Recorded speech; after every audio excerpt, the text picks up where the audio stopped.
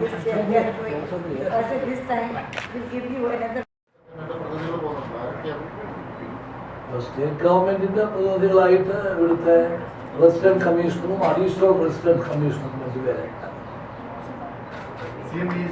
ഒക്കെ ഒരുങ്ങിയ തുടങ്ങി അവര് കാര്യങ്ങളിൽ എനിവേ കഴിഞ്ഞ 3 ദിവസമായിട്ട് നടത്തിയ പ്രവർത്തനങ്ങളിൽ പൂർണ്ണ സംതൃപ്തിയുണ്ട്.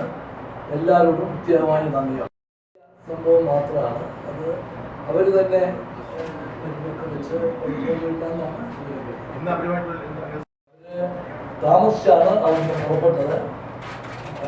ഇന്ത്യ ഇവിടെ നമ്മളിപ്പം പിന്നെ അതിനടുത്തോളം നമ്മുടെ അതിർത്തിക്ക് അപ്പുറത്ത് വന്നിരിക്കുകയാണ്.